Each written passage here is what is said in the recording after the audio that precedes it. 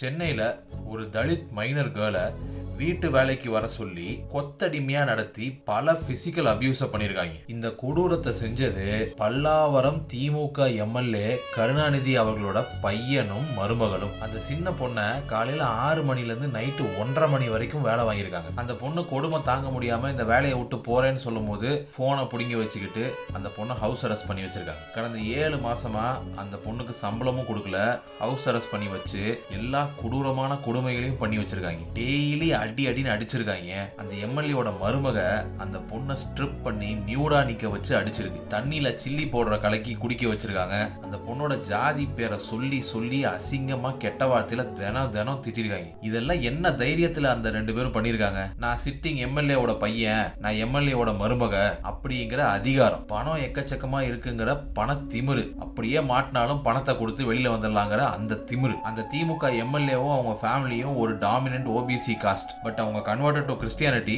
But இருந்தாலும் அந்த ஊறி போன ஜாதி திமிரு தான் இதுக்கெல்லாம் காரணம். அந்த திமுக எம்எல்ஏ கருணாநிதி என்ன சொல்றாருன்னா, அவரோட பையனும் அவங்க மருமகளும் திருவான்மையூர்ல தனி கொடுத்துன இருந்தாங்க, எனக்கு அங்க என்ன நடக்குதுன்னே தெரியாது, இதுக்கும் எனக்கும் எந்த சம்மந்தமும் இல்ல அப்படின்றாரு. சரி, அவர் சொல்றது உண்மைனே வச்சுக்குவோம். இப்போ விஷயம் அந்த பொண்ணு மூலியமா பொது வெளிக்கு வந்துருச்சு. இனிமேல் நீங்க என்ன பண்ணணும்? நீங்க அவ்வளவு நியாயமானா இருந்தா உடனடியா உங்க எம்எல்ஏ போஸ்ட ரிசைன் பண்ணுங்க, கட்சியில இருந்து தற்காலிகமா விலகிருங்க, உங்க மகனையும் மருமகளையும் உடனடியா போலீஸ்ல சரணடைய சொல்லுங்க, அவங்க பண்ண குற்றத்தை கன்ஃபஸ் பண்ண சொல்லுங்க. நீங்க ஒரு சிட்டிங் ஆளுங்கட்சி எம்எல்ஏ, இந்த பதவியில இருக்கும் போது இங்க இருக்கிற போலீஸ் உங்க பையனையும் உங்க மருமகளையும் எப்படி விசாரிக்கும்? அது எப்படி நடக்கும் நான் சொல்லட்டுமா? இன்னும் கொஞ்ச நாள் கழிச்சு அந்த பொண்ணே ஒரு பேட்டி கொடுக்கும், இல்ல நான் ஏதோ தப்பா சொல்லிட்டேன், நான் ஏதோ கனவு கண்டேன், அப்படிலாம் எனக்கு எந்த கொடுமையும் நடக்கலன்னு சொல்லி அந்த பொண்ணையே வச்சு ஒரு பேட்டி கொடுக்க வச்சிருவீங்க. கரெக்டா?